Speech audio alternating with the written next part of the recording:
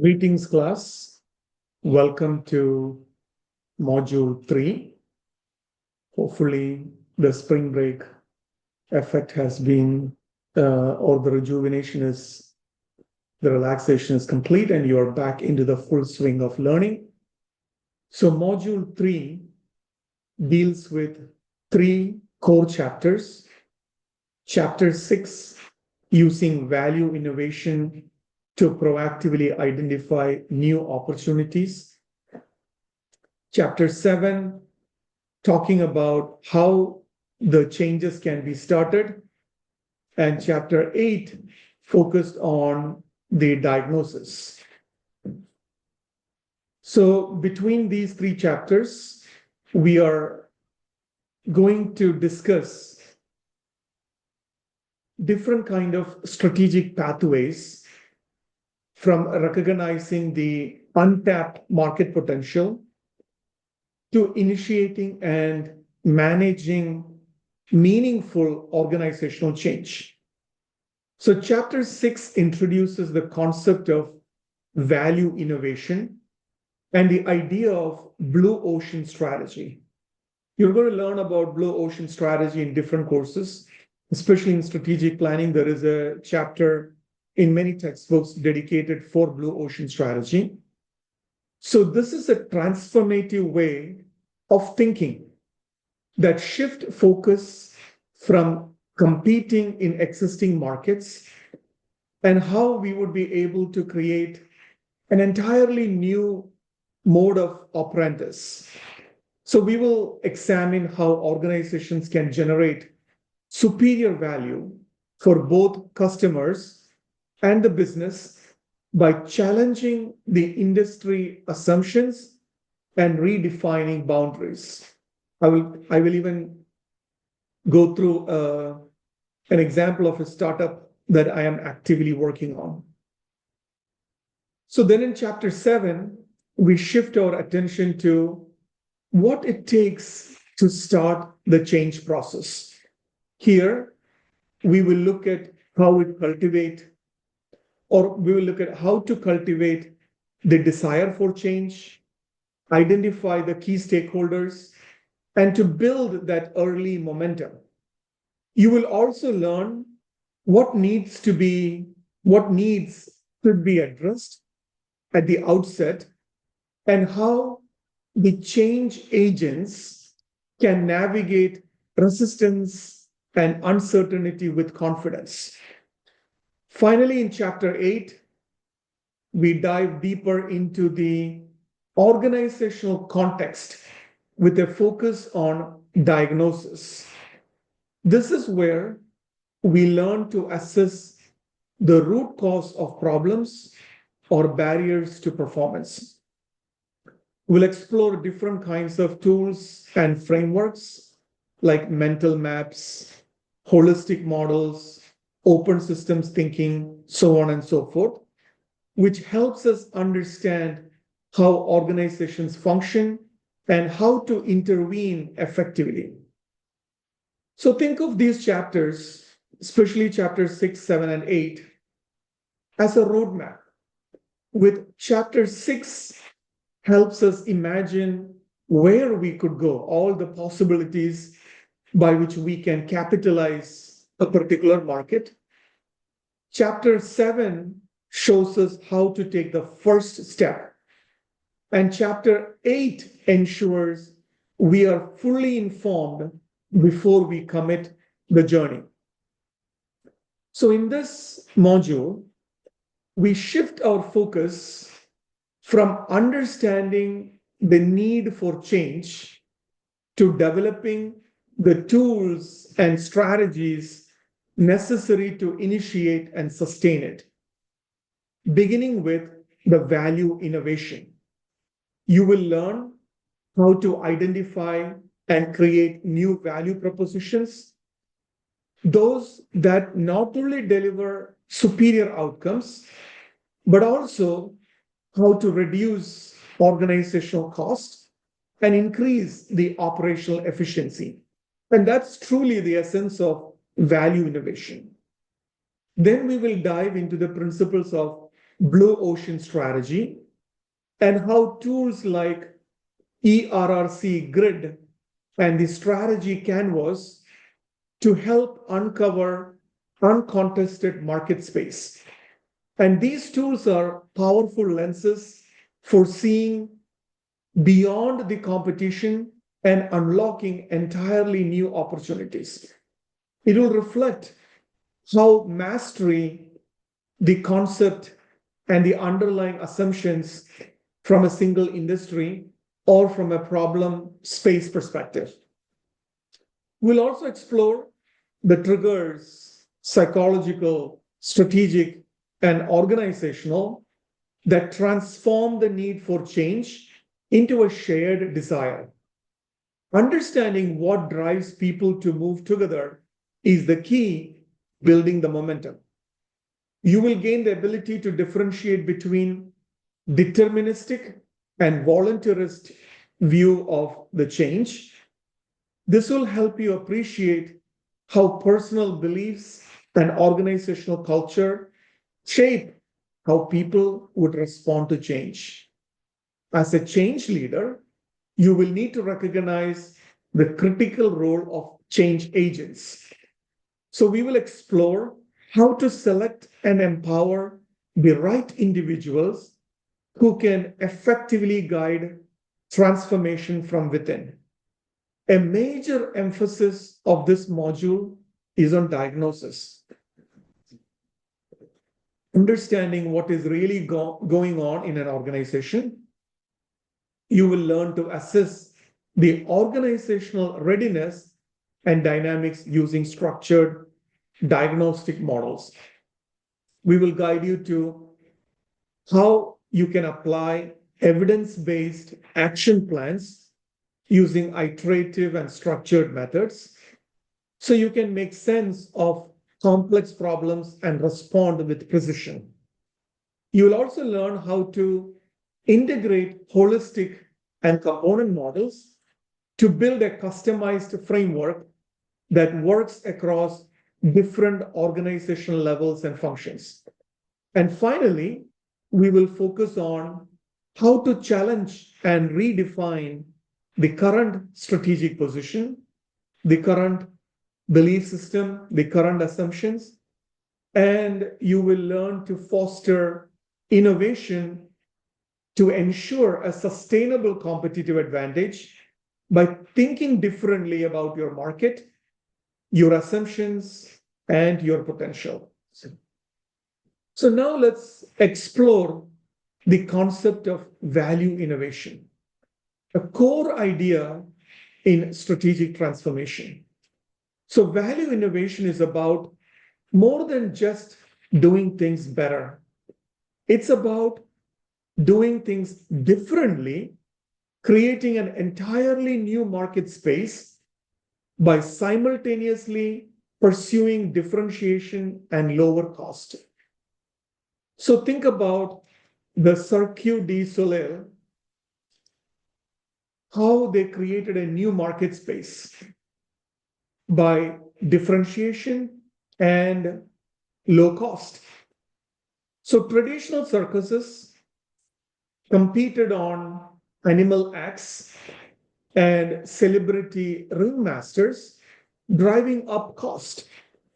Cirque du Soleil eliminated these elements and instead blended theater and acrobatics. It attracted an entirely new audience. Corporate professionals and adults are willing to pay premium prices for this sophisticated experience. They, in fact, differentiated themselves with reducing the operational cost, creating this concept called blue ocean in a new or uncontested market space. So this is the heart of value innovation. It's not about beating the competition. It is about making them or rendering them irrelevant. By offering an unprecedented value, companies can shift, playing in a totally new field addressing the core problems that is happening in the industry segment. So one of the key framework to guide this thinking is the blue ocean strategy developed by Kim and Renee.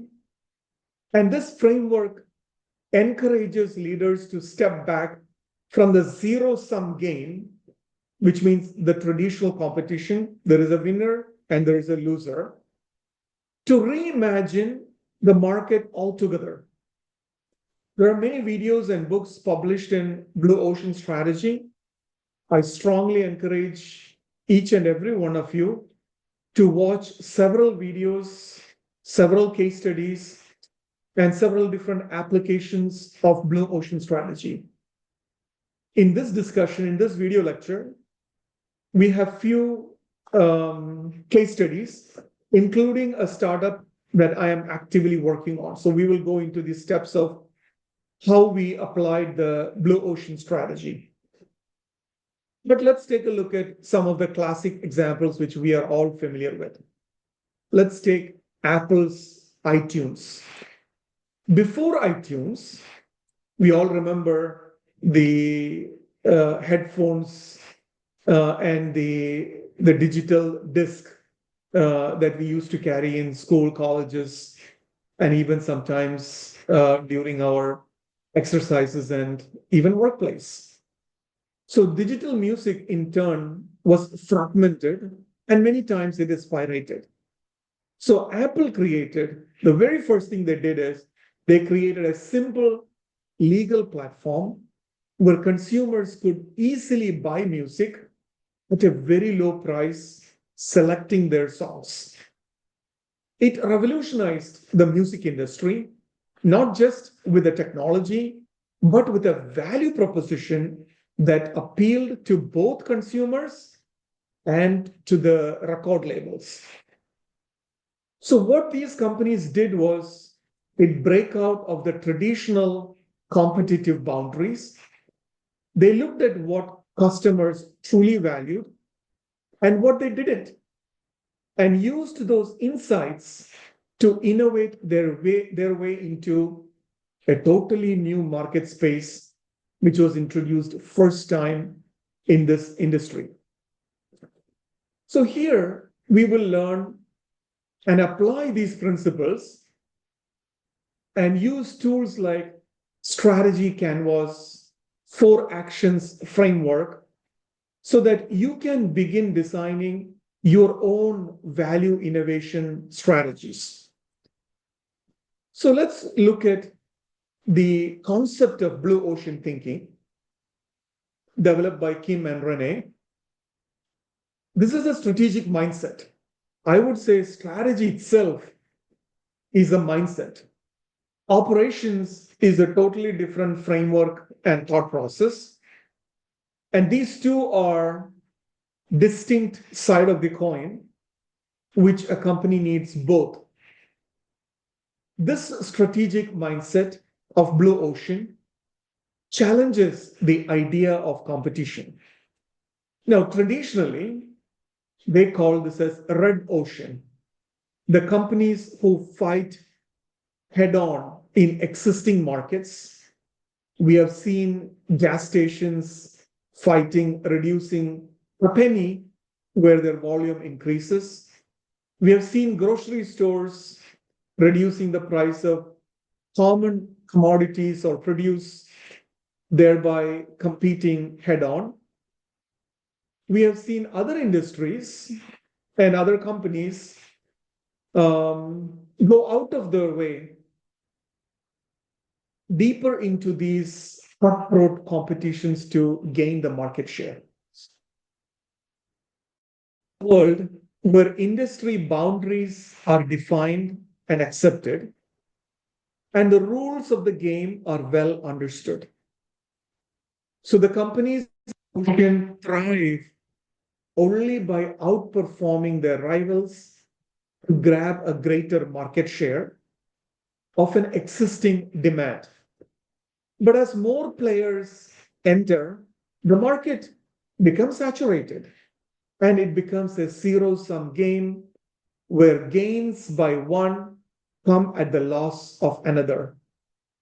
So this is like shark battling in a bloody ocean. And that might be the reason why they name this as red ocean. Now let's think about blue ocean.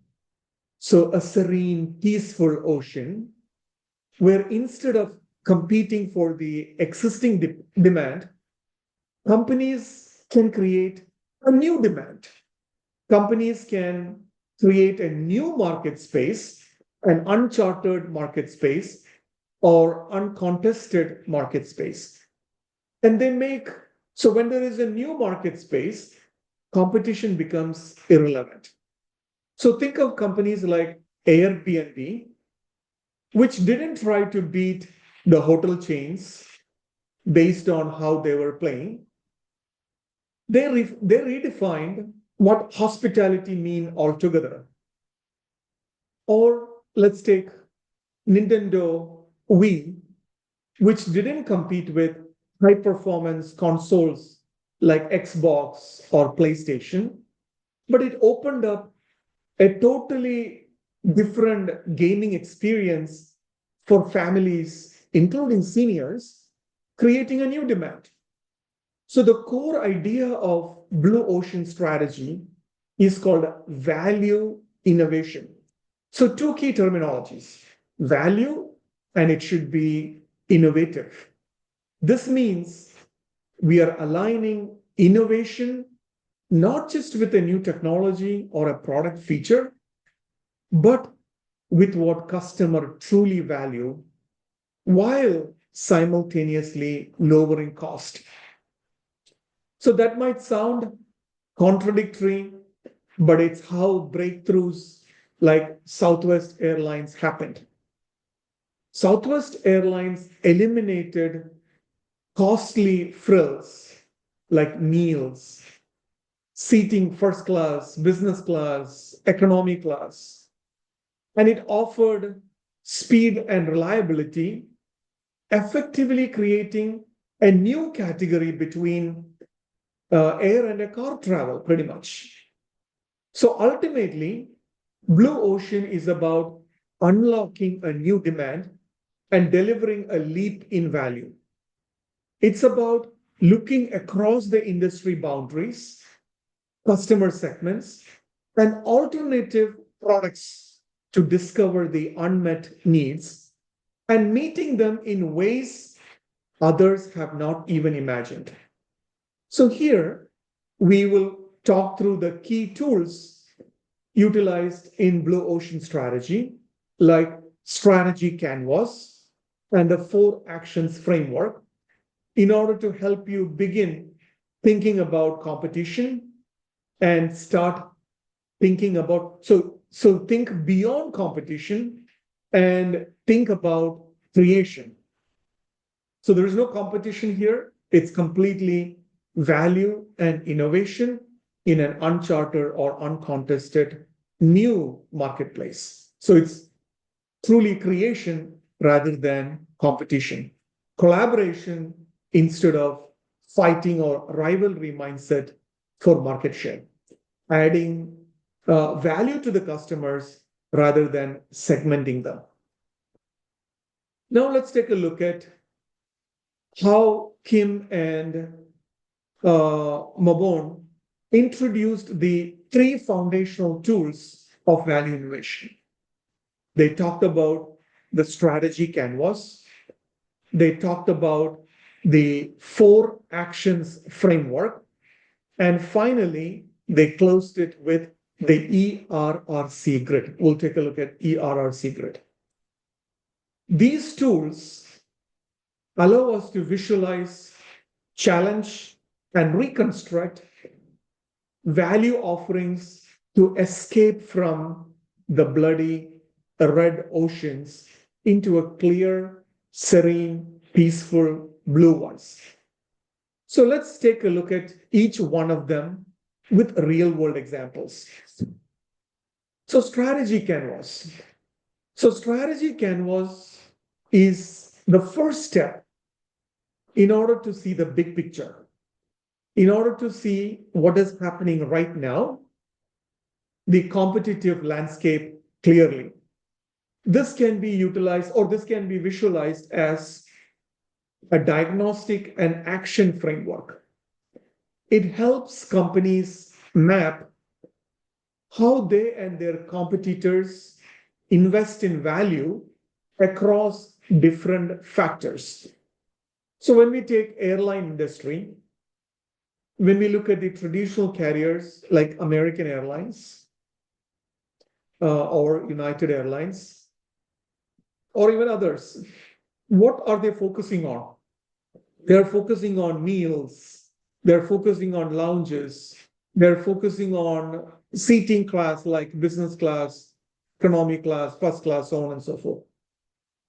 So Southwest Airlines, however, created a radically different value curve.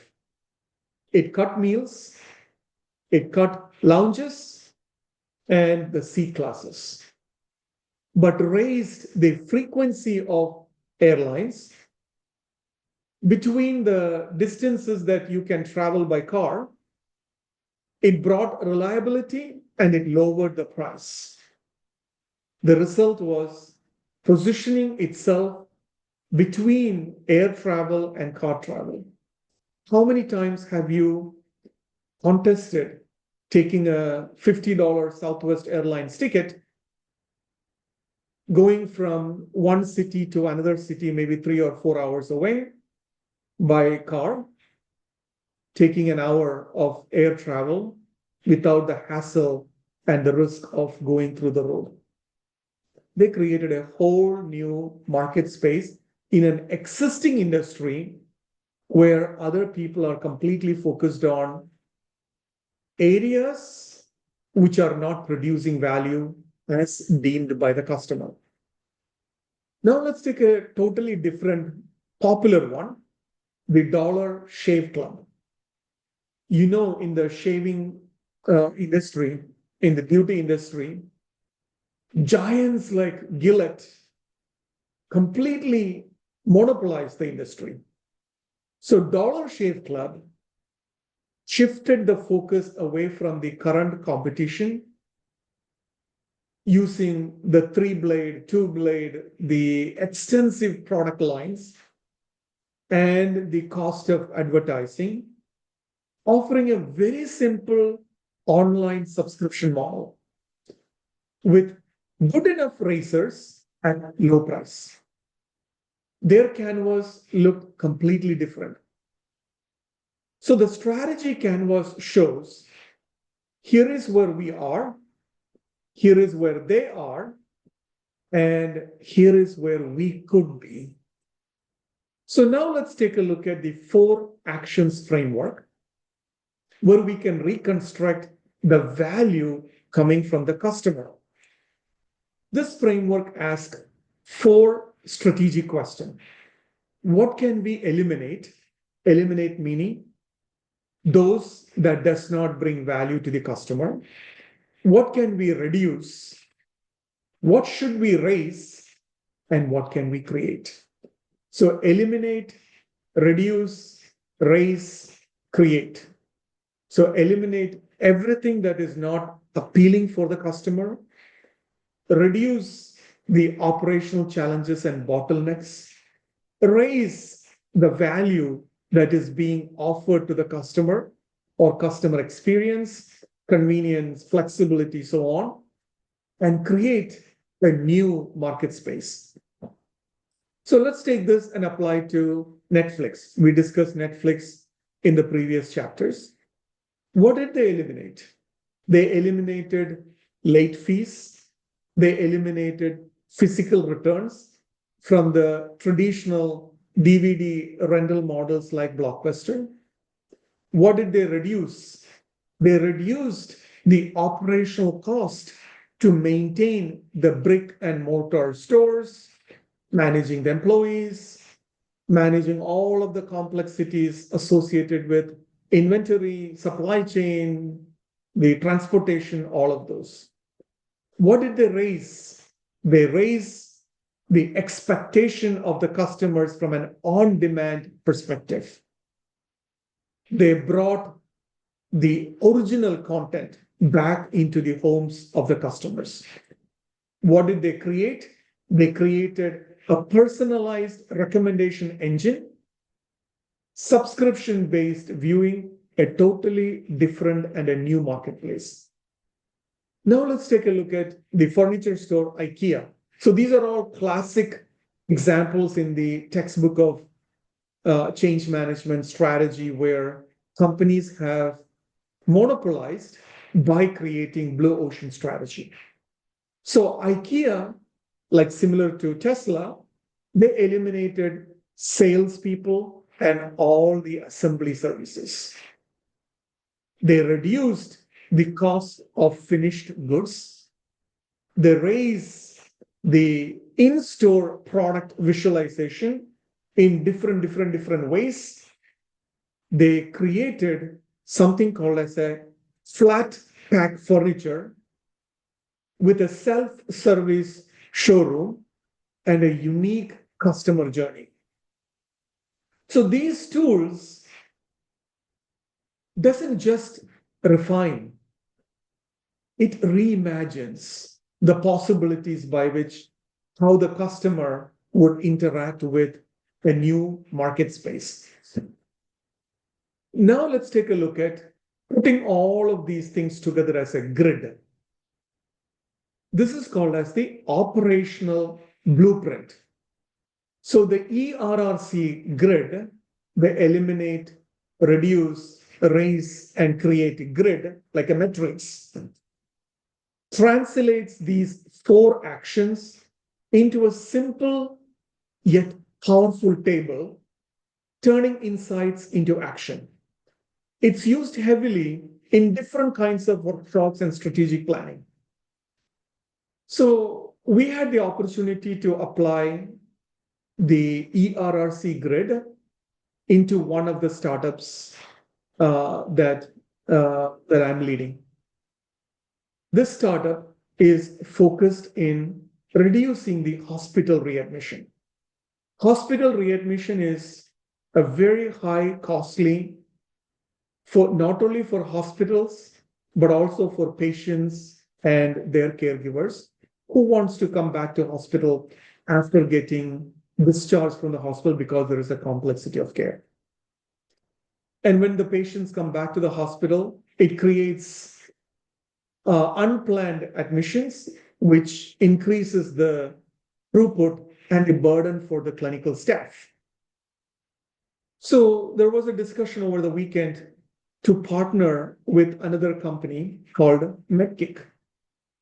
MedKick also is in the space of reducing the readmissions by offering their nurses and clinical support to different kinds of patients who are going through chronic conditions. So from an elimination perspective, we want to eliminate the paper-based discharge summaries. We want to eliminate the fragmented patient follow-up. What are the things we want to reduce? We want to reduce hospital readmission. There are some readmission that are absolutely critical because the patient is going through a complex condition. They shouldn't be at home. So today what is happening is false positives and false negatives. Those who should be readmitted are sitting at home, watching their condition becoming complex. And those who should not be at the hospital are at the hospital, waiting in the emergency room for hours, creating more complexities of their already created burden. So we want to reduce the hospital readmissions that are preventable. So let's call it as a preventable readmission. What do we want to raise?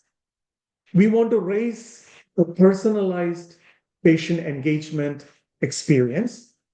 We want to raise the patient confidence and family or a caregiver participation. Now we want to create a new space. So this discussion between the two organizations was truly aligned with a blue ocean strategy, which prompted us to create a strategy canvas. So this can be readily applied in different settings. What are we creating? We are creating an AI-powered post-discharge care. We are creating digital navigation, human-led digital navigation with a nurse or nurses doing the triage, helping the throughput or the flow of the system in a much efficient way. So when we filled out the grid, the Jiva plus MedKick grid, we are not just improving on the current inadequacies of the system, but we are innovating the care transition process entirely. So with these two companies coming together, we are creating a totally new market, an uncharted market, where we have technology or a human-led technology which has the power to completely eliminate the unnecessary readmission or preventable readmission, adding value to the patients, adding value to their caregivers, adding value to the hospitals by increasing their quality, by reducing the burden or burnout of the staff, adding value to the insurance companies by reducing the spend. And it's a totally different way of patients and caregivers engaging with the health system. Now let's take an example of Tesla. I know I mentioned Tesla. What did they eliminate? They eliminated the traditional dealership. What did they reduce? They reduced the maintenance cost with fewer moving parts. What did they raise? They raised software integration, acceleration, connecting company to the end customer. They built the brand status. What did they create? They created so many things. They created over-the-air updates. They created autopilot, self-driving enablement in the minds of customers or consumers. They built confidence that technology will be able to navigate the different conditions that exist in the world. So the combination of these tools enables leaders and teams to see their current strategy, challenge that strategy systematically, and rebuild for a leap in buyer value, as well as aligning with the organizational performance. It's not about reinventing. It is not about tools. It's not about doing more. It is doing differently by seeing what others couldn't do. And remember, every industry, from hospitals to hotels, education to entertainment, they can unlock the blue ocean by using all of these tools together. So now let's go into the depth of the 4 actions framework. We already saw several examples of the application of the 4 actions framework. So in the step of eliminate, the question that we are asking is, which factors that the industry takes for granted that should be eliminated? So this is all about letting go of elements that add cost or complexity, but no longer deliver significant value to the customers. And many times, since that industry was operating for a long time, everybody who are involved in that industry will take it for granted. For example, Airbnb. Traditional hotels invest in building and maintaining the property. Airbnb eliminated the need for owning a real estate. They allowed already the owners of the real estate host to list their own spaces. This suddenly slashed the fixed cost and unlocked exponential supply. because there are already owners that exist in different marketplaces. We talked about the Cirque du Soleil, the traditional Cirque du Soleil eliminated the animal acts.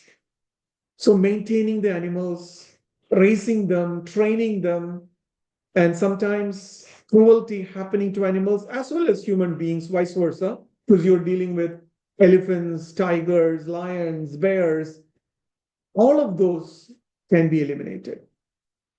They reduced the ethical concerns. They reduce the operational cost while still captivating the audience. So now let's take a look at reduce, the factor called reduce. Which factors should be reduced, not eliminated, reduced below the industry's current standard?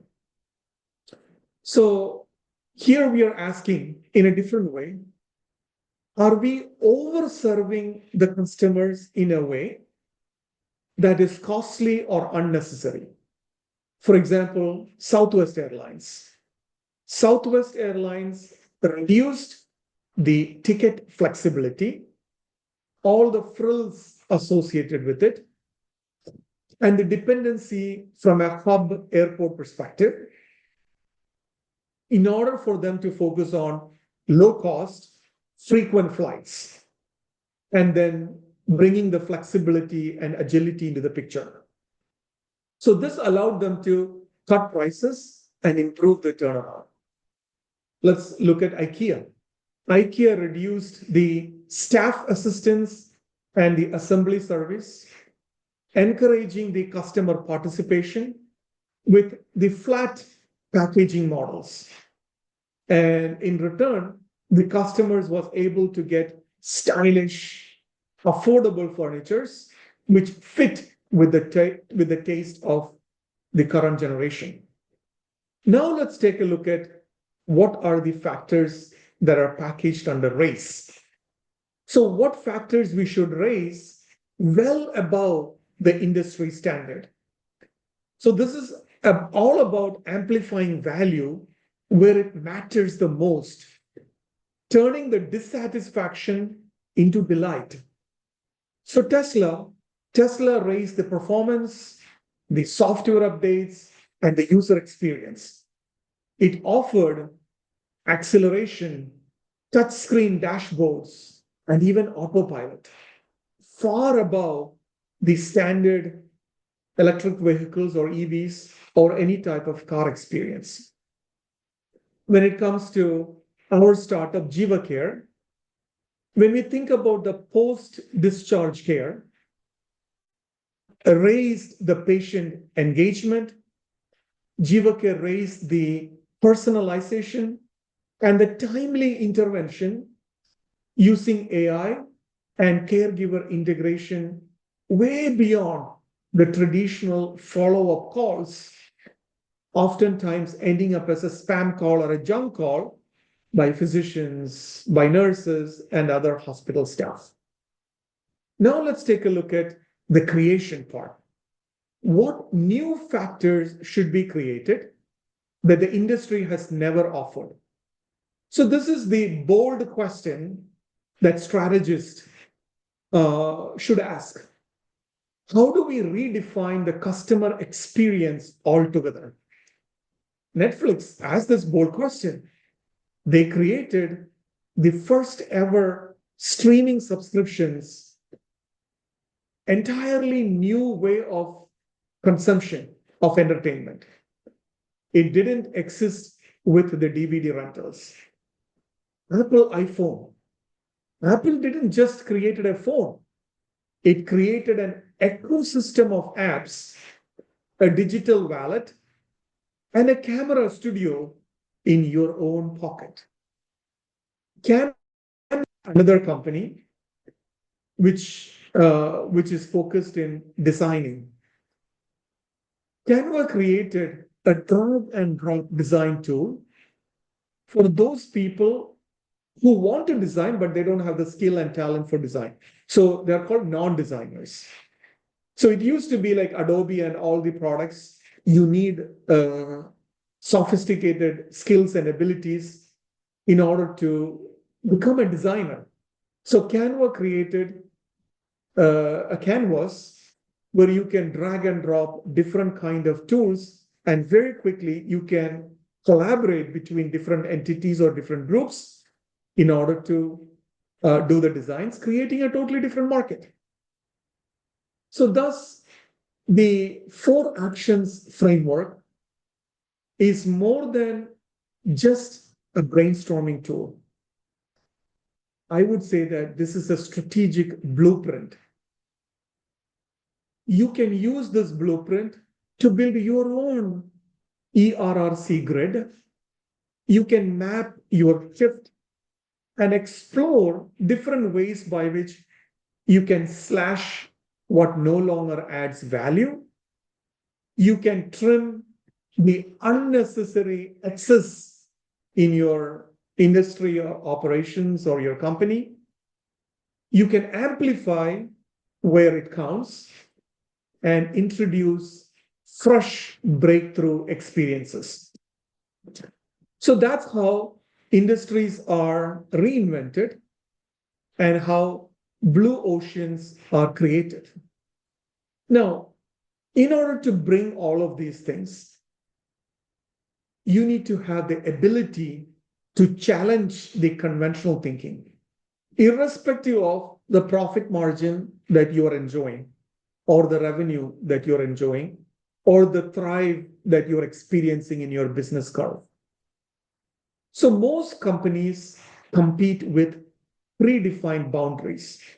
They focus on incremental improvements. They oftentimes benchmark against the competitors. They are well adept in copying the best practices or adapting the best practices. But all of this only leads to what is called as a strategic convergence, where everyone looks the same. And innovation literally dies in the zone. So how do we escape this strategic convergence? We need to encourage thinking beyond the traditional market structures. We need to step outside the assumptions of how our industry operates. Just because something always has been done in a certain way doesn't mean it should continue that way. Let's take an example of Uber. The traditional taxi industry relied on the dispatch centers, the medallion licenses, and the regulated pricing. Uber completely broke that structure entirely, turning every smartphone into a driver dispatch system and every car into a potential taxi.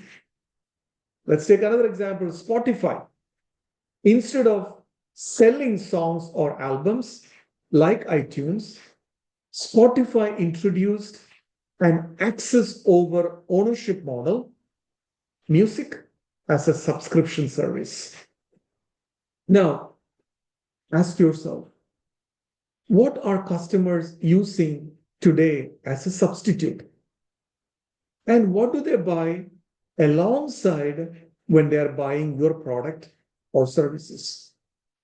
Let's take a look at cinemas versus home entertainment.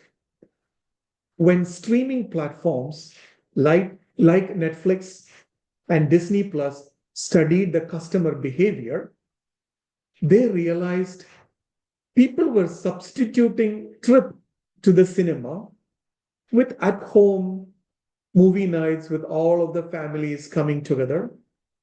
And they had their own popcorns, snacks, convenience, jokes, and those were important complementary factors.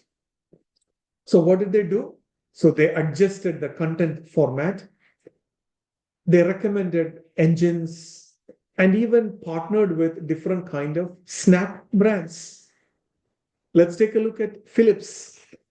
Philips launched energy efficient light bulbs but also addressed customer concerns about the toxic mercury, which are the traditional light bulbs. They designed bulbs that were safe, you can recycle the bulbs, and also a health conscious product assembly, which was a move driven by understanding the complementary needs like environmental safety. Last but not least, we can also look across the trends. We can look at the temporal boundaries and industry segments. Many times we get stuck in the present, or we become overly focused on our direct competitors. But instead, if we focus on emerging trends, if we can think across or beyond time, instead of what used to work, what is coming? If we can study the adjacent industries or customer segments, then it would satisfy this theme of looking across the trends, temporal boundaries, and industry segments. Let's think about an example from Mercedes-Benz. They observed trends in ride sharing and driverless cars. They launched a futuristic strategy where their vehicles could be summoned like Uber rides, but operated autonomously. Let's take a look at Cirque du Soleil. They looked across the time and industry. They merged the enchanting excitement of traditional circus act with a Broadway-style theater, elevating the circus from the child-oriented entertainment in watching these curious shows and animals to premium artistic theatric performance. So challenging conventional thinking isn't just creative. It is strategic. It unlocks the untapped demand, sidesteps head-to-head competition, creating that red ocean, and helps organization design new rules for the game instead of playing by the old ones. Similar to this, let's talk about something that every organization struggles with. Not only organization, let's start with individuals. Individuals, families, extended families, then goes to smaller companies, organizations, enterprises, so on and so on. Everyone struggles with change. It's human nature, and it extends even beyond organization to, if I may call it as county, city, state, nations, and the world.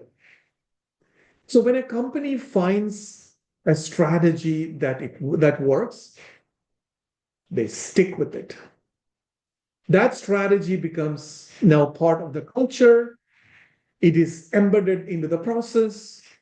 KPIs or key performance indicators are built. Budgets and expenses and revenue are being factored into it. And that becomes the way people talk even in meetings. But here is the truth. What got you here won't get you there.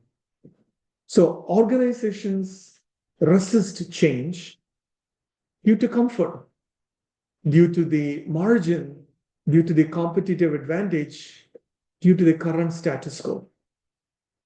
Most businesses build routines around their success. These routines create stability. I would say pseudo stability or false stability, because it becomes rigidity. As market slowly shift, the customer needs evolve, and technology advance, this rigidity will become dangerous. Let's take a look at the classic examples which we are all familiar with. Kodak. Kodak invented the digital camera. But because their revenue model was tied to film sales, they resisted the digital photography because it's their baby.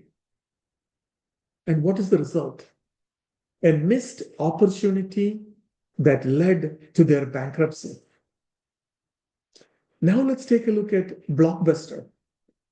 They were comfortable dominating the video rental business. I remember one of my distant friend started the video rentals like similar to Blockbuster, a small shop, but the shop was crowded and there's apps. He was able to maintain and manage the crowd while maintaining the inventory. This is like probably 23, 24 years back. I was fascinated to learn and create a program for him, an application, which I called it as EC Video Rental. And with no one in the store, my EC Video Rental application, customers can come in, scan the VHS tape barcode, drop it in a bin, and can go to the shelf, check out the product, scan it, and leave.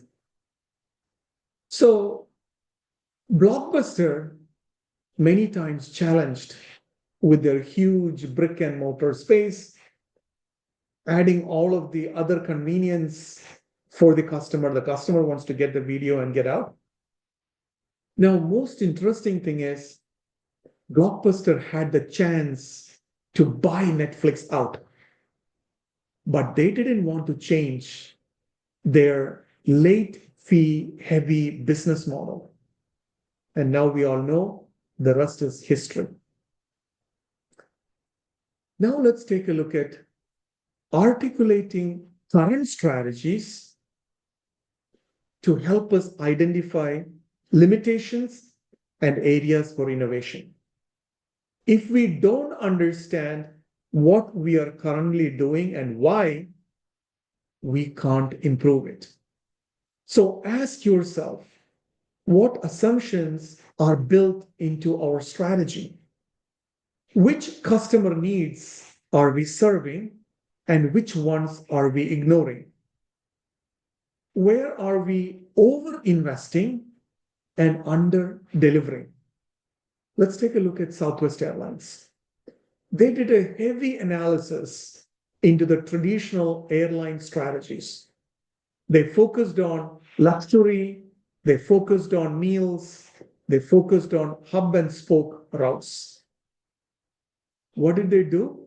They flipped this model with no frills, point-to-point travel, and faster turnarounds. So by articulating what traditional airlines did, they found a white space or an uncontested charter for innovation. Now let's take an example of Canva. Most design platforms are only built for professionals. Canva recognized that there is a large volume of non-designers who need simple tools. They articulated the pain of complexity and created a platform which everybody can use, starting from middle schoolers all the way to non-designers can now create beautiful designs which would compete with any professional designers. Let's take a look at value innovation, which requires rethinking strategy from a customer's perspective. So at the heart of every successful transformation is this question: what does the customer truly value? And how can we deliver it differently? So value innovation isn't about doing more of what you're doing.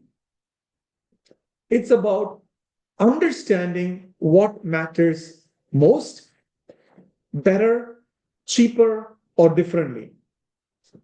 For example, Apple iPod. That Apple iPod wasn't the first MP3 player, but it reframed the user experience of around 1,000 songs in your pocket. That was the slogan. That value proposition resonated deeply with so many users. Similar to that is Dollar Shave Club. They asked, why are razors so expensive? Something that we use every day. Why are they locked behind the glass at the store? And the answer was the direct to consumer model, monthly deliveries, and hilarious branding. It was a complete rethink based on the frustrated customer stories. So, challenging existing strategy is tough. It forces us to unlearn, reflect, and let go of what has worked. But it's also the gateway to create an uncontested market space or a new market space. So, to innovate, we first should be bold enough to question what is already in place. Now that we have explored the foundational concept behind the value innovation and the blue ocean strategy, let's take a look at implementation. Specifically, how do we prepare an organization for change? Here is a reality. Having a great strategy on paper isn't enough. If people aren't ready to embrace the shift, the strategy would die in your binder or on a whiteboard or in your shelf. So let's walk through the 3 steps in order to create the readiness for change.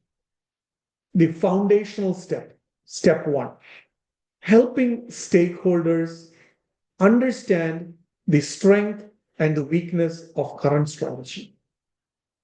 Most leaders believe they understand their strategy, but often they don't see its blind spots. Why? Because in many organizations, strategy came from the leaders. They are their babies, and they forget the blind spots. This step is about shining a light on what is working and what is holding the organization back. So at Netflix, when they transitioned from DVD rentals into streaming, they started by analyzing how the old model was becoming unsustainable. Stakeholders had to see that even though DVDs were still profitable, the future of the media consumption is slowly shifting. And that clarity opened the door for innovation. You want to create this moment of shared awareness in your organization, which is called as a strategic mirror. Step 2, the next step is use something like a strategy canvas to align the perspectives across the different departments. The strategy canvas is a very simple and a powerful tool because it visually compares your current offering against the industry norms or competitors. When departments from marketing to operations to finance see this side by side, breaking their silos, they realize how their own priorities inside their world is totally misaligned when they focus from the customer's perspective. A hospital uses a strategy canvas to compare the discharge process with the outpatient competitors. When clinicians thought they provided the personalized care, the canvas revealed that the follow-up engagement was nearly non-existent, a big gap in patient experience. Before I jumped into Jiva Care, I had the opportunity to talk to 300 plus patients and over 1,000 caregivers, 50 plus oncologists, and around 100 clinical and non-clinical staff. So it is very clear after these conversations, or halfway into the conversation, or even into a quarter into the conversation, the problem areas, because the problem areas will clearly come out from every conversation. After the first few conversations, it becomes evident and it becomes resonating. It becomes same theme, but expressed differently by different people who are going through different diseases, who follow different culture, different bias, different gender, different ethnicity, so on and so forth. But the underlying problem experienced by everyone is the same. So once you visualize the gaps and the overlaps, teams can get on the same page and start co-creating the solution rather than following a siloed model. That will give rise to step number 3, building a shared recognition of opportunity and the value innovation potential. Finally, change happens when people are inspired, not just informed. Communication in a manner by which informing them is not enough. They have to be inspired. You need to move from data to desire, a strong desire, helping teams see how change would become more meaningful for their patients, for their lives, or keeping your jobs more effective, more streamlined, more customer-oriented. Let's take a look at a totally different company, Salesforce. In Salesforce, the internal team rallied around the potential of a new AI-driven platform, not just because it was innovative, but because it aligned with their mission to empower customers. Shared purpose is a powerful force that you can beckon on. So strategy without readiness is like a car with no fuel. It looks good, but it wouldn't take you anywhere. These 3 foundational steps will help you both from emotional buy-in and an analytical clarity, which are needed to turn strategy into a real-world transformation. So now let's take a look at how to identify and create new market spaces. Let's turn our attention to what comes next, how to protect it. So creating a blue ocean is only half the battle. The other half is making sure your company stays in it long enough to enjoy the rewards before others jump in. So when others jump in, the blue ocean will become red ocean. Now you need to discover the new blue ocean.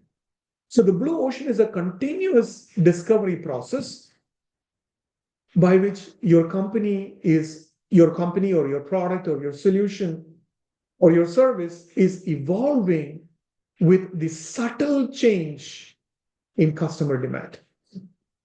So you definitely would have the first mover advantage, which should be reinforced by continuous innovation.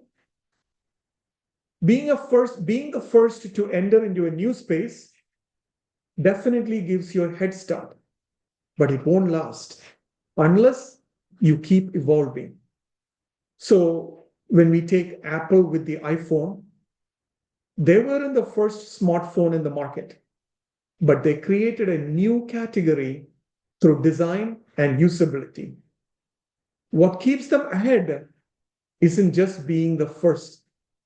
It is their relentless innovation, new chips, building new ecosystem, building integration, building privacy features, evolving and adapting to the customer preference. So in Blue Ocean, this is called value innovation in motion. It's not status quo. So you don't stop. just because you got ahead.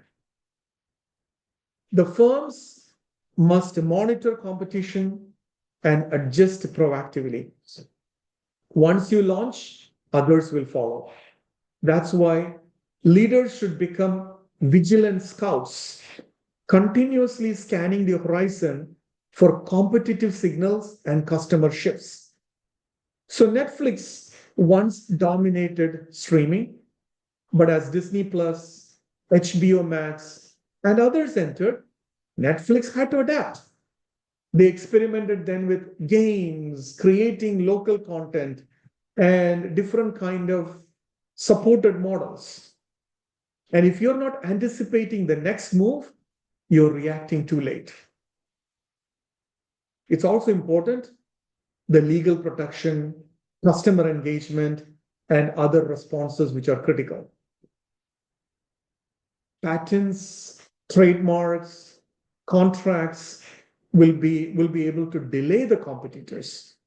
But more importantly, you need to build the emotional and experimental loyalty with your customers. So Tesla open sourced its patents, but its real protection is in its brand power, user base, and software agility. The frequent updates that competitors cannot match. You also need to build the feedback loops, capturing the user input, learning from it, and evolving fast. So protecting the new market space is about defense through offense. You stay ahead by staying agile, by staying informed, and in tuning love with your customer's future, not just their present situation. So as you think about your own blue ocean strategy, ask yourself, what will I do to protect the space I have created and keep others swimming in my wake, not alongside me? So let's take a look at the two companies and a very, very interesting discussion over this weekend. Jiva Care, my startup, and MedKick, one of my friends' company, where we got introduced to each other like a year back. Now, when you take a look at these two companies, both of these companies are innovative companies. They are coming together to reimagine how patients would transition from hospital to home. So when we look at the traditional models, healthcare delivery has a significant gap between discharge and recovery that happens at home because there is no hospital at home. When you are in the hospital, you are completely taken care by nurses, physicians, and staff. When you are at home, you are at the mercy of either assisted home, or you are with your family caregivers, or many times you're by yourself. So that's where the avoidable readmission, patient confusions, and care team burnout often occur. No matter how the family caregivers love us, they also go through the burnout. So Jiva Care is a digital health platform focused in filling this gap using AI-driven tools and the mobile support. So patients would get a virtual assistant named Jiva that helps them navigate the recovery, track their symptoms, journaling, helping them journal their recovery, and stay in touch with their providers. It turns passive patients into engaged participants in their care model. MedKick, on the other hand, brings human touch.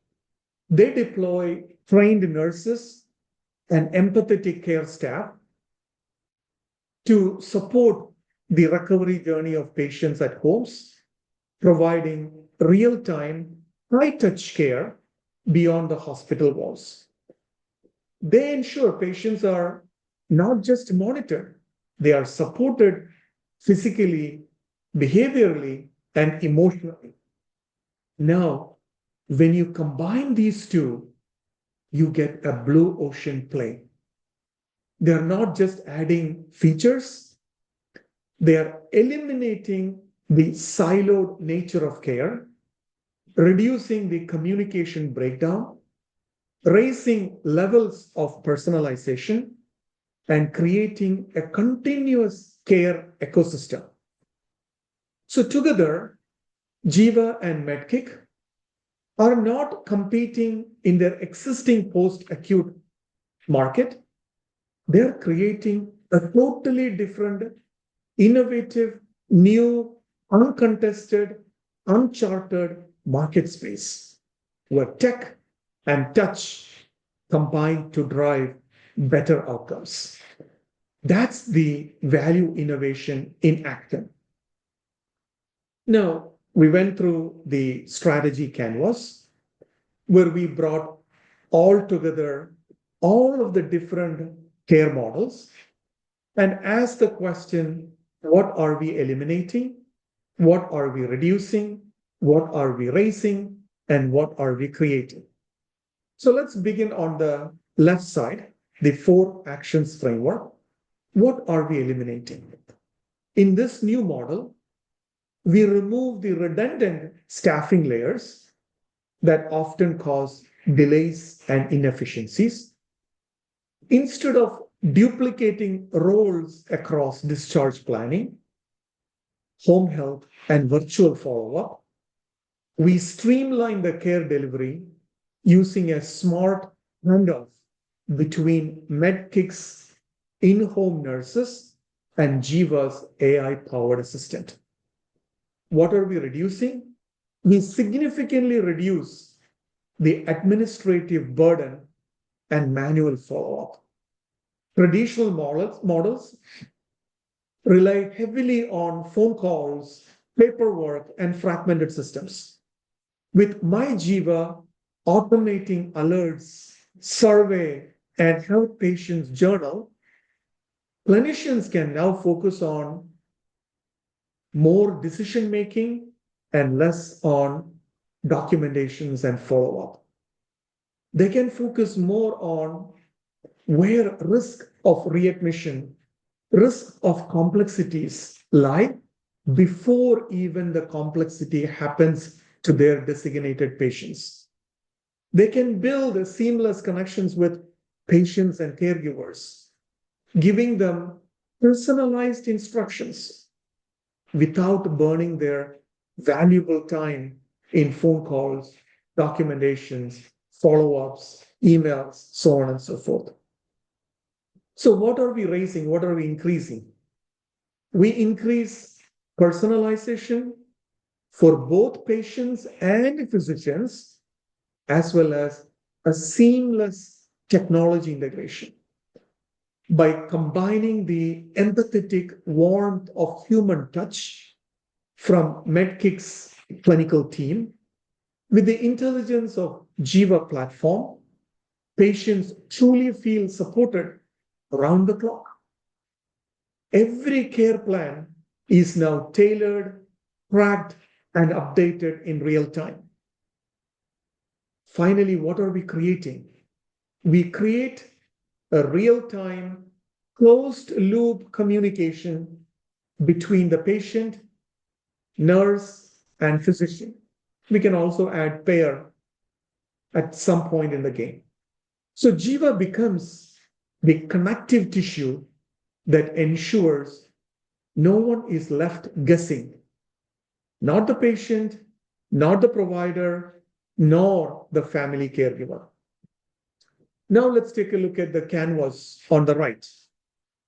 This visual compares the 8 key factors between the traditional post-discharge model, which is shown in the blue line, and the MedKick plus Jiva Care model mapped in red.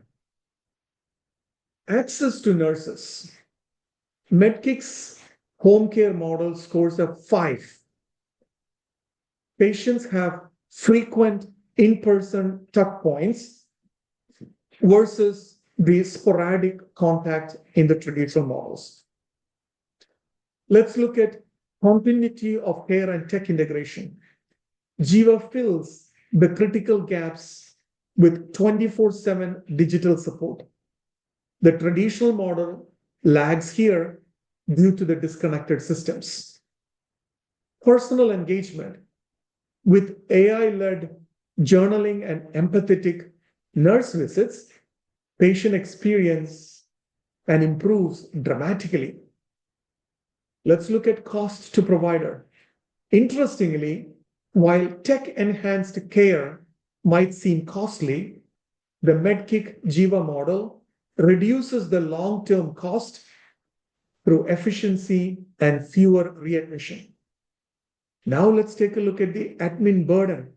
A huge drop in the red line, indicating a win for automation and workflow simplicity. Finally, the data reporting, EHR integration, and outcomes.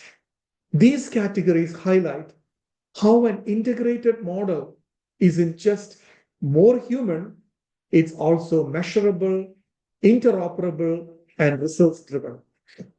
This is a classic example of a blue ocean shift.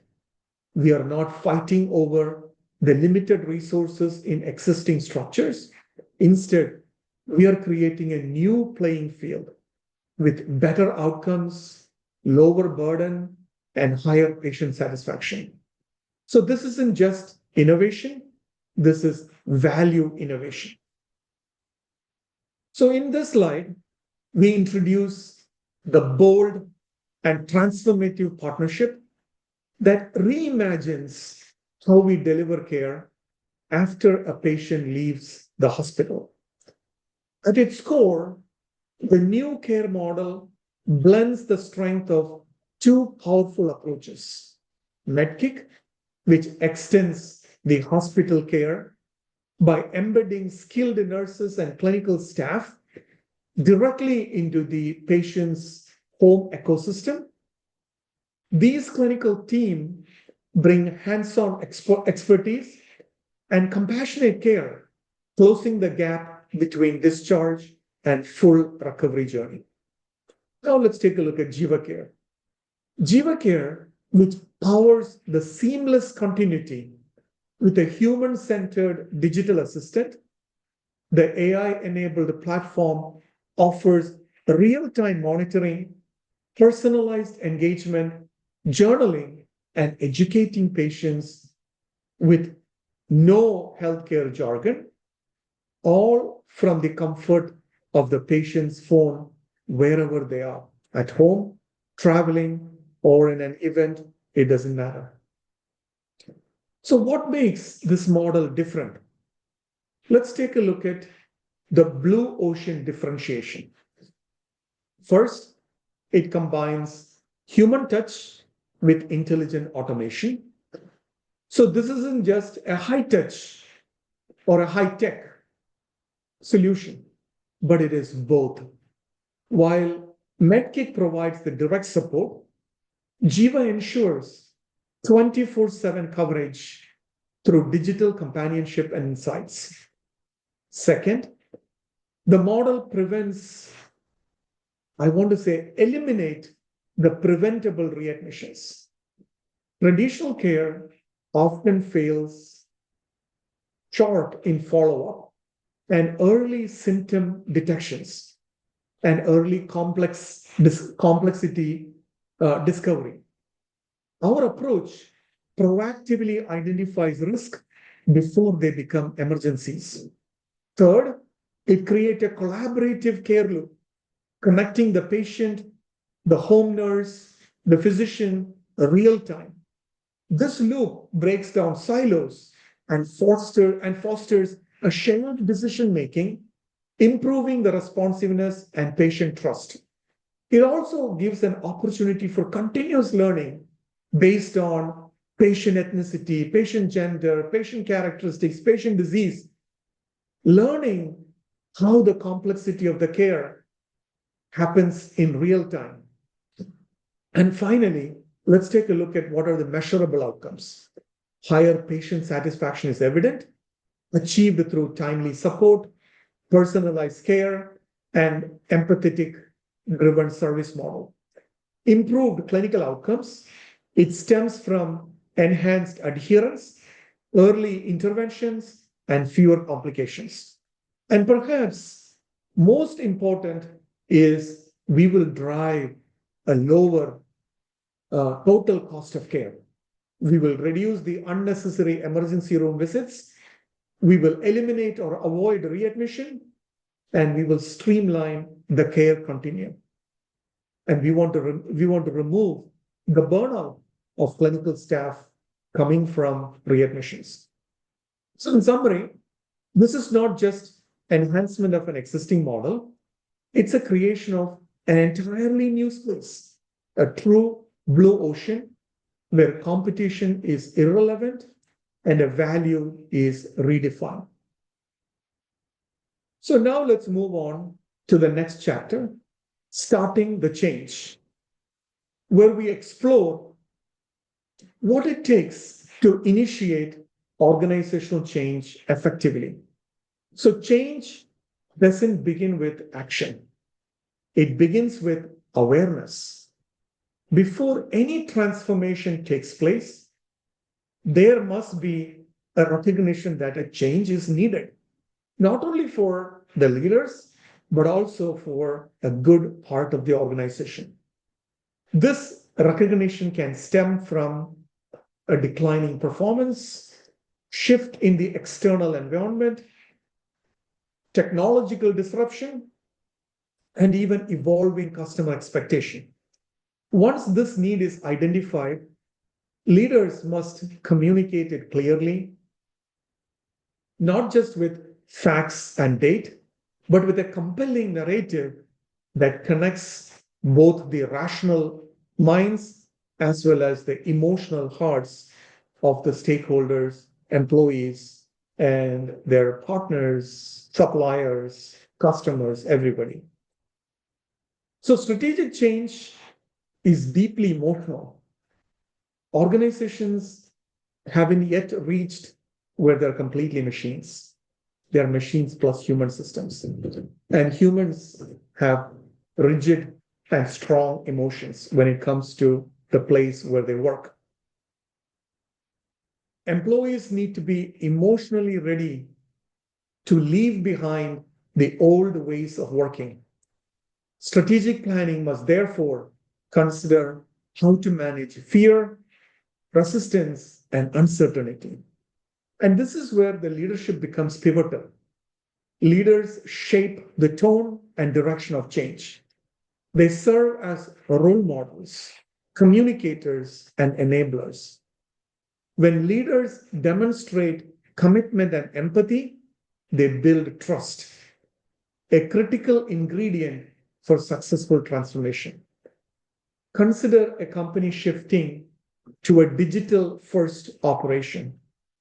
The leadership team must not only outline the business case, but also help employees envision the future of the market, the future of the company, as well as their role in this new model, while addressing their concerns about job security, automation, all of those things.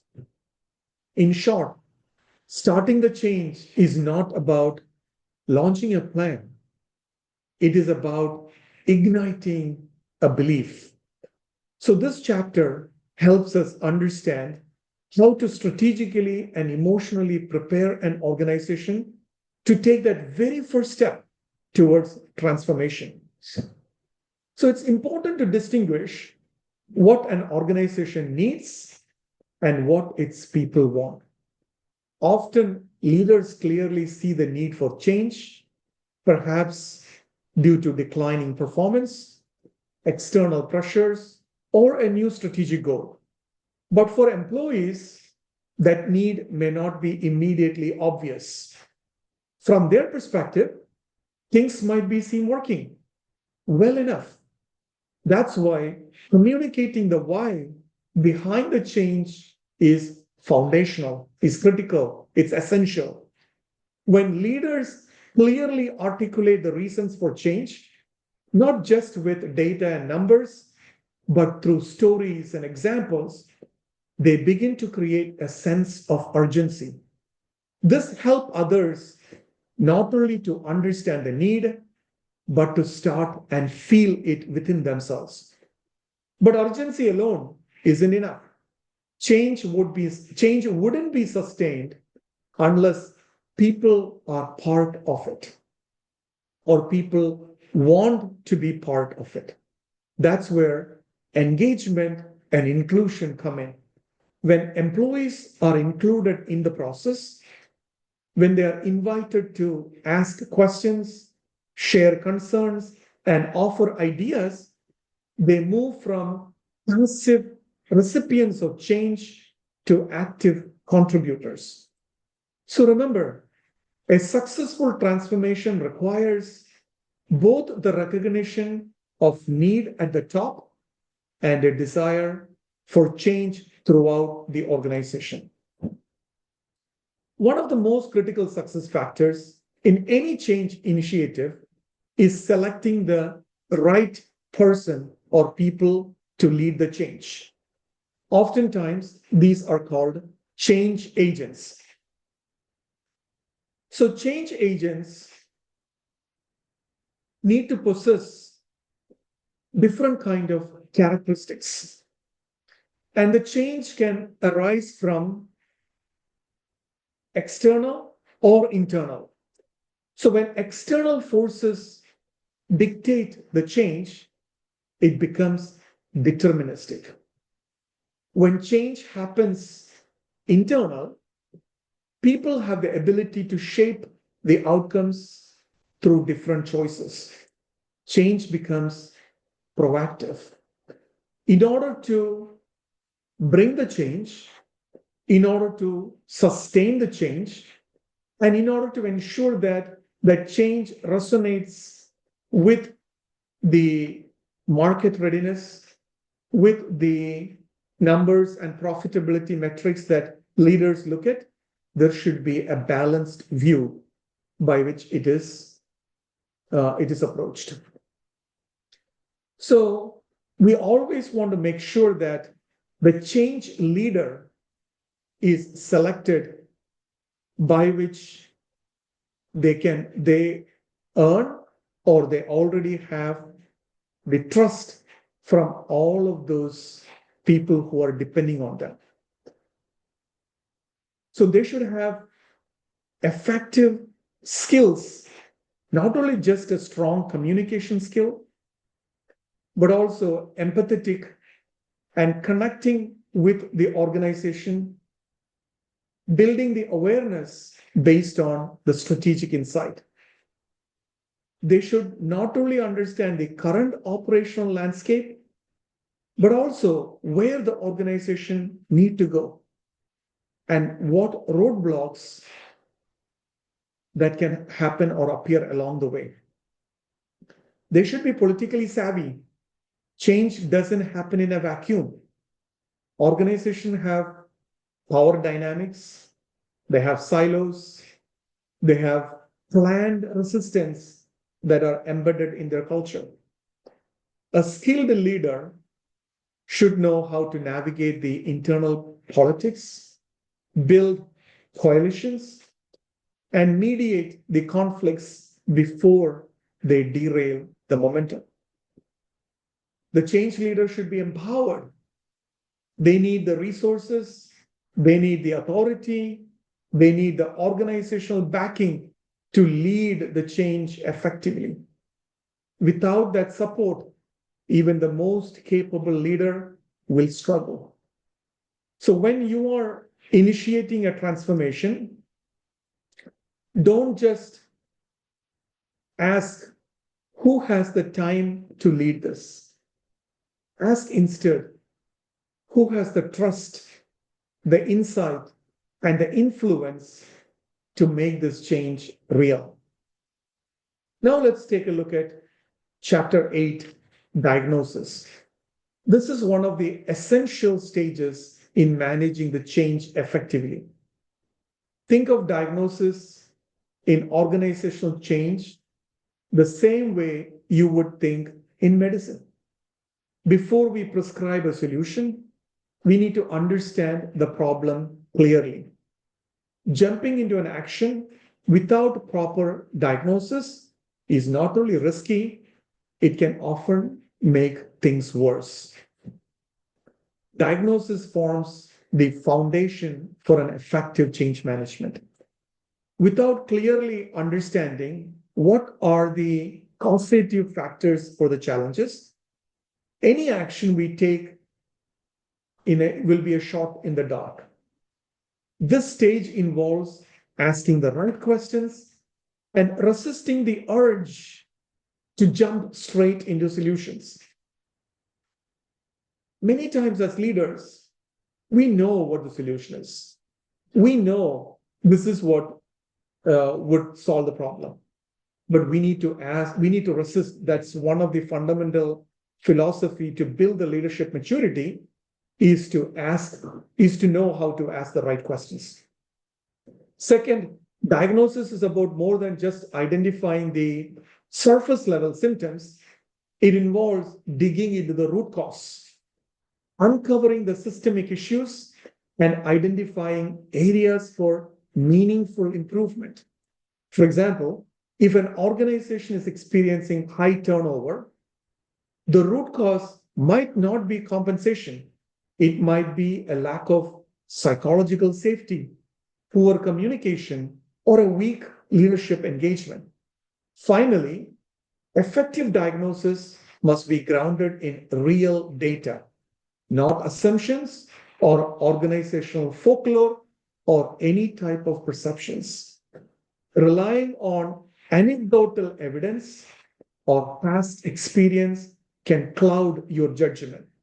We need to gather evidence, listen to multiple perspectives, and look at performance metrics, surveys, and qualitative insights. This is what distinguishes a rigorous diagnosis from a biased opinion. In summary, diagnosis isn't glamorous, but it's absolutely vital. Done right, it gives all of us the clarity we need to chart a strategic and successful course for change. So when it comes to diagnosing organizations, it's essential to understand one fundamental truth. It's not once and done process. Unlike traditional problem-solving models that move in a straight line, organizational diagnosis is iterative. That means we are constantly learning, adjusting, and refining as we go. First, our initial findings often spark deeper questions. You might start by identifying a drop in team's performance. But as you dig in, you discover it's not just about the workflows. It may be about unclear goals. It may be about lack of recognition, or it may be about toxic team culture. Each layer you uncover can lead you closer to the real issues. That's where feedback loop comes in. By actively listening to stakeholder input, collecting data over time, and remaining open to unexpected findings, we build a process of continuous refinement and learning. And this allows organizations to stay agile and responsive. So think of like debugging a complex system. Once you fix one issue, it often reveals a series of next ones. That's why the great change leaders and analysts always stay curious and flexible. In summary, the iterative diagnostic process is less about arriving at a single correct answer, more about navigating a journey of discovery where each insight guides us towards smarter and more sustainable transformation. So let's understand these steps in the diagnostic process. It's crucial for an effective change management. Step one is recognition. This is the starting point where we seem that something isn't quite right. It might come from declining performance, staff turnover, or customer complaints. Recognition is about acknowledging that a problem exists and it needs attention. Step two is data collection. Once the issue is recognized, we gather relevant data. This could include interviews, surveys, financial reports, or operational metrics. The goal is to collect objective information, not subjective information, that helps us see the problem from multiple perspectives. Step three is interpretation and hypothesis testing or hypothesis formulation. We analyze the data to uncover the potential causes. We look for patterns, contradictions, or gaps. And from this analysis, we form cause and effect hypothesis. These are educated guesses about what might be driving the issue. And that leads to hypothesis testing. We test our assumptions. This might involve, again, deeper data analysis, stakeholder feedback, or even like launching small pilots. We are asking, is our hypothesis supported by evidence? Then we go into confirmation and prognosis. If the hypothesis holds true, we can confirm the diagnosis. And at this stage, we formulate a prognosis, which is what is likely to happen if the issue is not addressed, and what improvements could look like. Finally, the visualization of a more desirable future, painting a picture of what success would look like. This step is about creating alignment around a shared vision of change.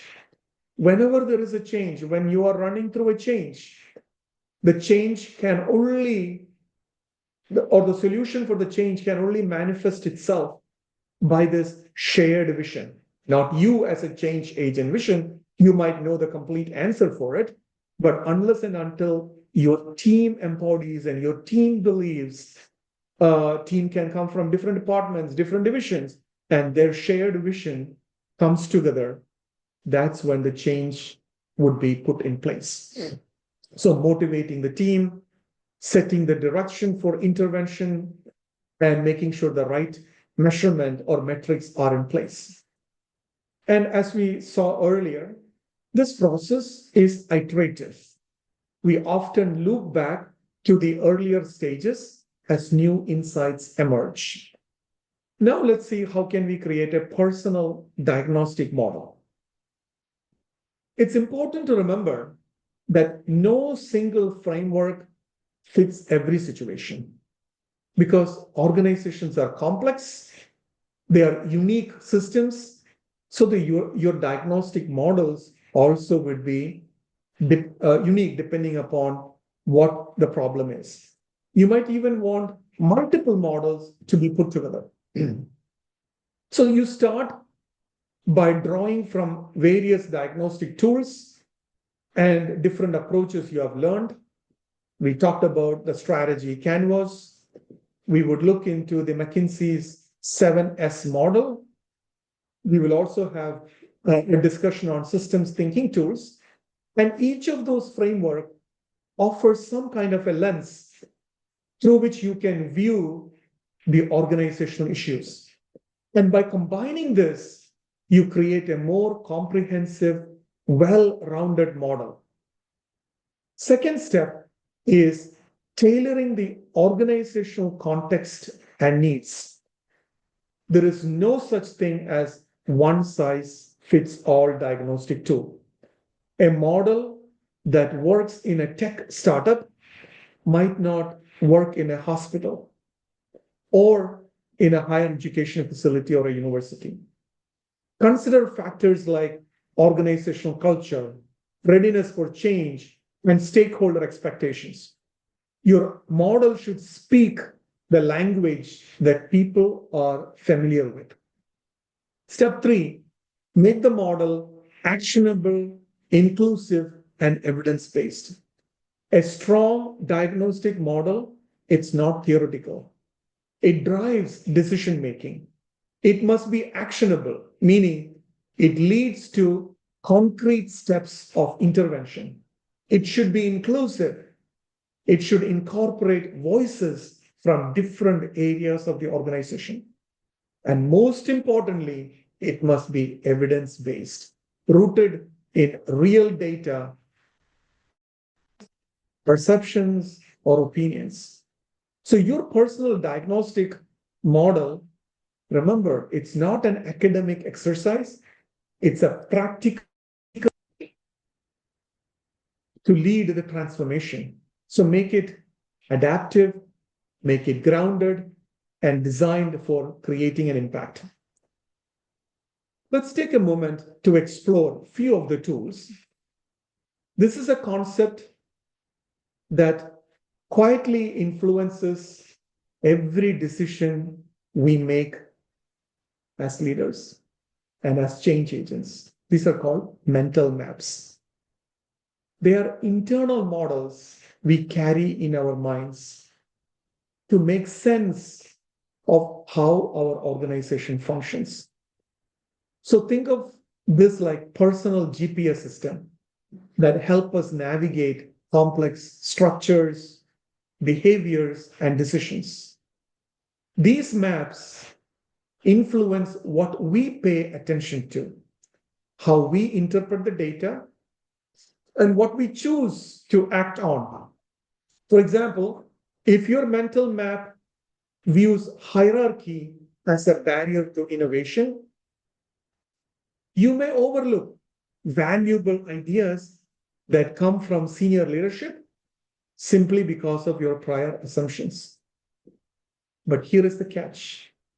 Mental maps are often shaped by personal experiences, which means they may be biased, oversimplified, and even misleading. They can cause us to misjudge a situation or resist new approaches that doesn't fit our internal model. That's why it is so powerful to make mental maps explicit in conversation. Test them when you communicate to other stakeholders. Refine them through data and feedback. It allows us to move forward in a shared understanding of the organization's current state and to co-create meaningful change strategies. I still remember when the president of MD Anderson Cancer Center took over his job, he had many months of walking through different departments, different stakeholders, starting from executive leadership all the way to the field level staff to understand and hopefully to calibrate his mental map on what is really happening.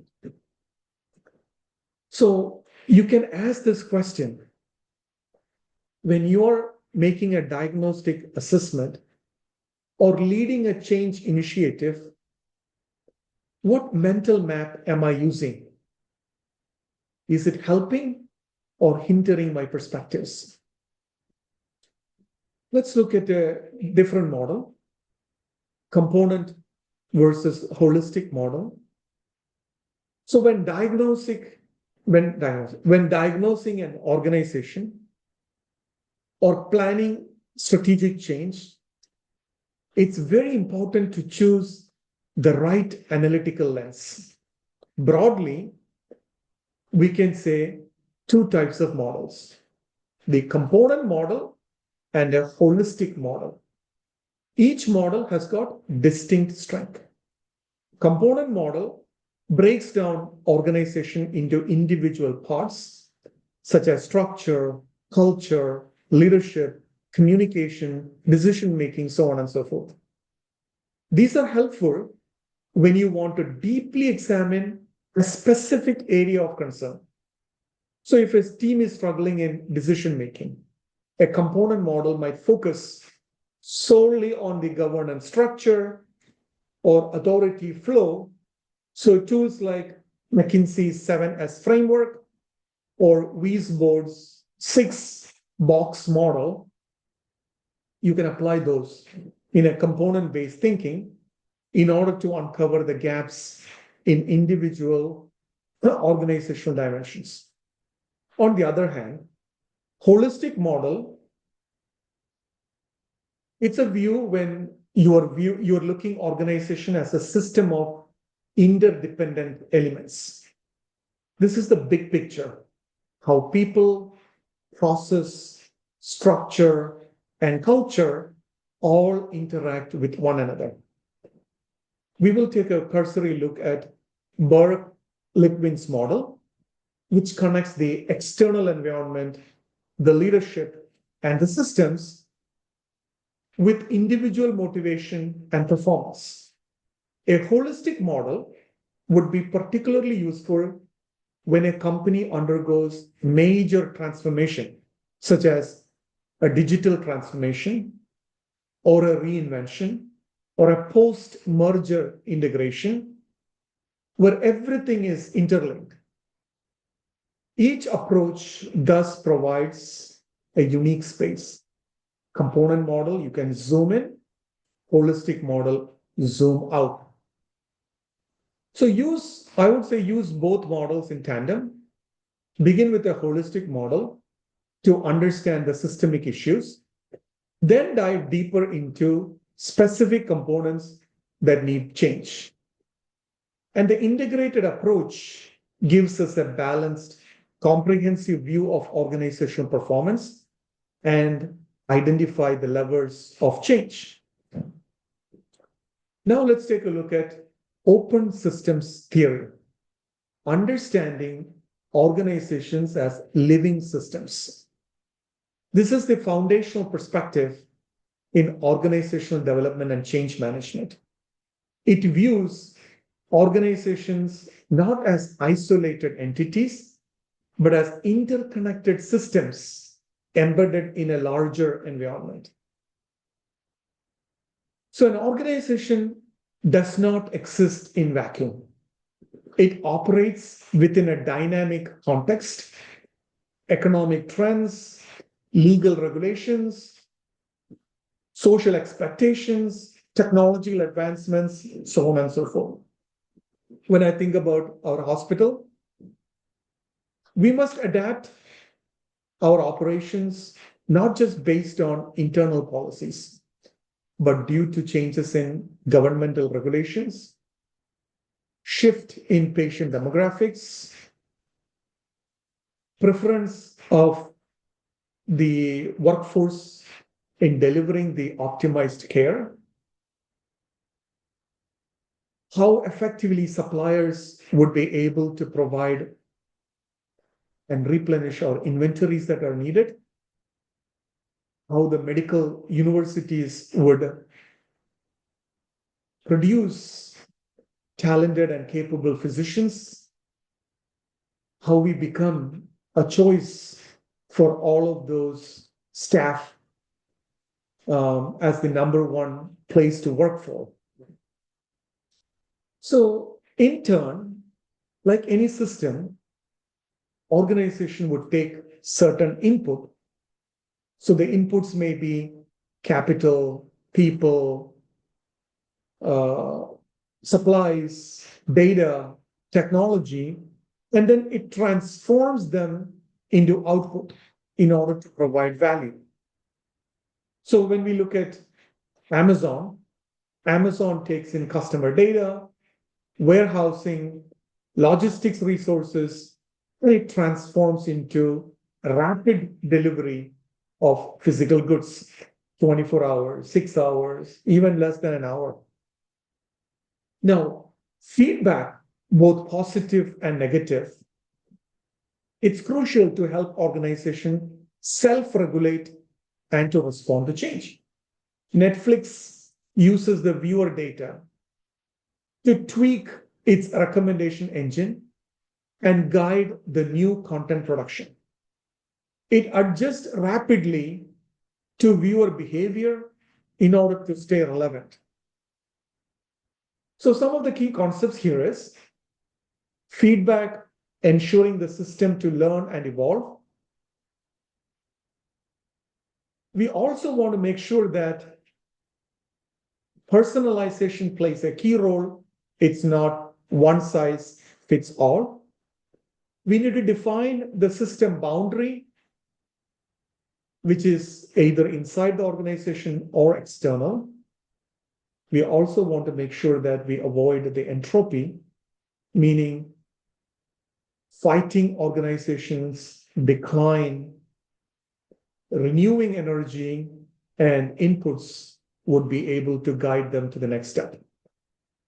So example of entropy avoidance is Kodak ignoring the digital photography wave.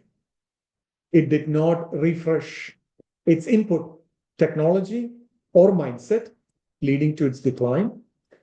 In contrast, Apple avoided entropy by constantly renewing its product lines and ecosystem.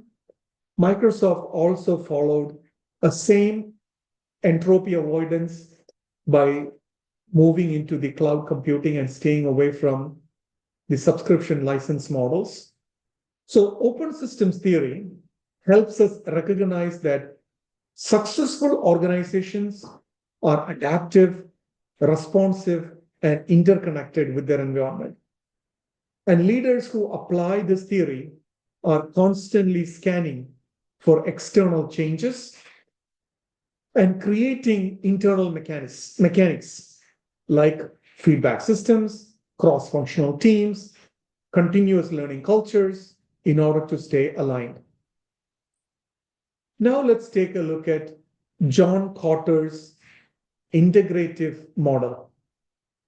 This is a powerful tool for diagnosing and driving change by highlighting how structural and process elements interact to shape the overall organizational effectiveness. So Cotter emphasized factors like technology, external environment, leadership coalitions, and organizational structures that are not passive components. They actively shape outcomes. So if a company's tech infrastructure is outdated, even the best strategy may fail. So in healthcare system, AI is being utilized rapidly. So if you don't utilize AI and its capabilities, even the best strategy would fail. If there is no leadership coalition to champion a new initiative, it will likely collapse under resistance. So this model blends the 7 core processes: goal setting, strategy alignment, communication, and etc. And 6 structural elements like technology, environment, organizational culture, leadership, and so on. So think of this as like a gear system. If one gear, like communication, is misaligned with another one, like technology, the whole machine will falter. John also uniquely addresses the alignment across short, medium, and long-term timeframes. Short-term meaning the quick wins in order to bring people on board. Medium-term is the infrastructure adapting, and long-term has the change become part of the organization's DNA. And this helps in diagnosing not just where an organization is struggling, but when the misalignment occurs. Organization today, there is no question about this, must be agile. Cotter highlights that it's not enough to change one piece. Leaders must think about how the systems interact. So when introducing a new electronic health record system in a hospital, you must also train staff. You need to improve or adjust or adapt or create new workflows or processes. You need to communicate the why in order for bringing that alignments. And in a nutshell, we can clearly see Cotter's model is more towards holistic and temporal view of change, looking at the structural readiness, alignment over time, and how interconnected systems support or even derail the progress. We talked about the McKinsey 7S. It is very widely used. It's a robust diagnostic tool developed by McKinsey to help leaders understand the different parts of the organization which must work together to become effective. So it focuses on strategy, structure, systems, staff, style, shared values, and skills. So strategy is organizations plan for gaining the competitive advantage, how they are structured to bring that to bear, how is their day-to-day operations, workflows, and procedures using system, does their people have the capabilities, staff, do they have the right leadership style and management behavior, do they have the right core values and culture, and what about the organizational competencies and individual capabilities? So these elements are grouped into hard and soft elements. Hard might be strategy, structure, and systems. Soft is style, staff, shared values. All of those must be aligned for the success of the organization. So the strength of this model lies in its focus on alignment. Even if you have the right strategy, if your system or skills are not aligned, execution suffers. A healthcare system might launch a telehealth strategy, but if the staff aren't trained or leadership resist new tools, the initiative would underperform. Identify what is needed. Change rarely requires an overhaul of everything. This model helps identify the specific levers that needs adjustment. Even if an organization is growing quickly, it may need to adapt its structure and systems, even if the strategy and staff remain solid. So think of 7S model as an organizational X-ray. When things aren't working, it allows the leaders to see what is misaligned and where to intervene. It especially is helpful during transformation, during mergers, leadership transition, or even scaling efforts. Now let's take a look at Weisbord's 6-box model. I strongly encourage everybody to read the textbook because textbook goes beyond just explaining the highlights of the model. It gives case studies on how different organizations have applied these models. So this is a diagnostic framework rooted in reality. Weisbord designed this model as a practical tool. It's especially helpful for consultants, leaders, and internal change agents who needs to quickly understand where things are working and where they are not. So the 6 boxes area are starting with purpose. Are we clear on what we are trying to achieve? Is there a shared mission? Structure. Does the way we are organized help or hinder the progress? Relationship. How well do people collaborate? And where is conflict or silos present? Rewards. What gets recognized and incentivized? Are people motivated? Leadership. How effectively Are leaders setting direction and supporting others? Helpful mechanisms, what systems, tools, or processes are in place, and are they actually useful? So each box invite leaders to ask questions and spot misalignments. For example, great structure but poor relationship could mean breakdowns in cross-functional work. A unique strength of this model is it encourages both formal and informal mechanics. Formal might be systems and structure, informal is culture, interactions, and the dynamics. So it encourages a practical inquiry rather than a theoretical model.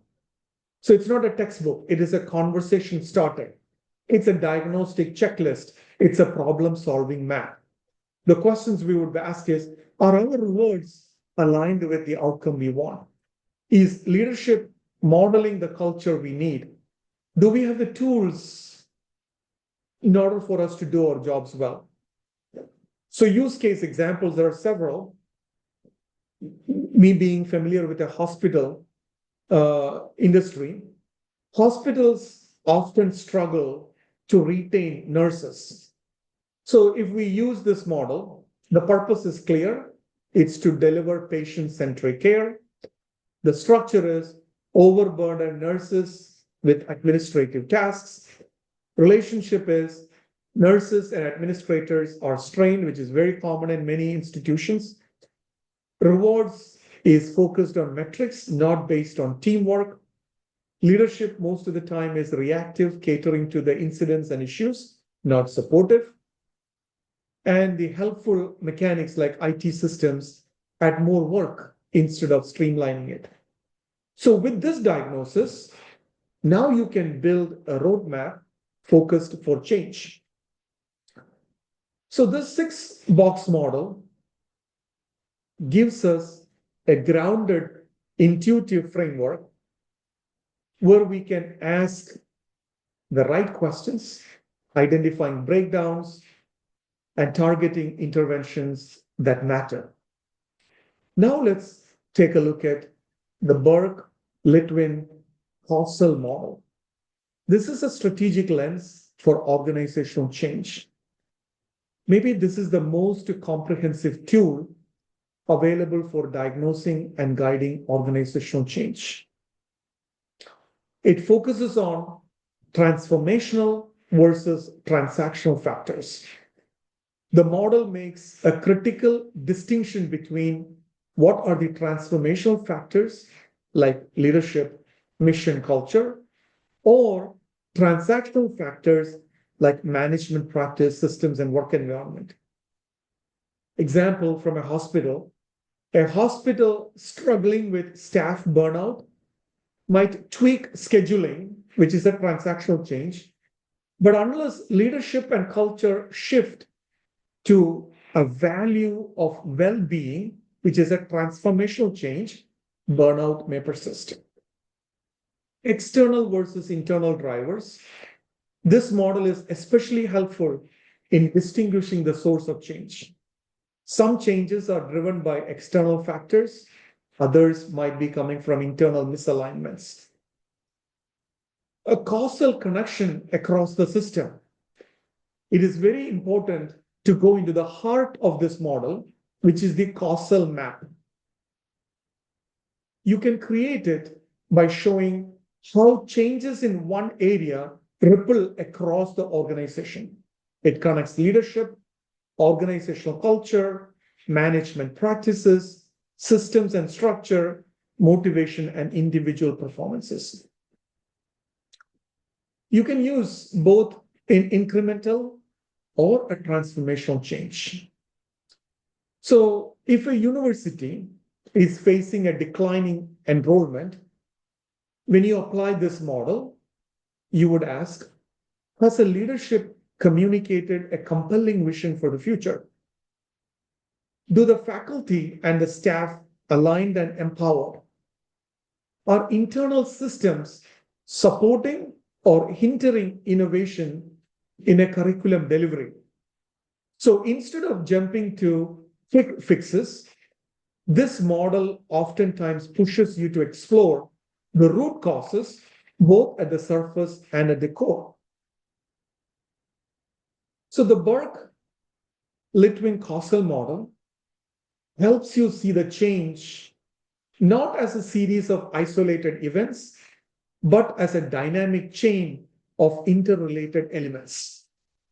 So when you understand and shift the right causal links, you can drive sustainable, meaningful improvement.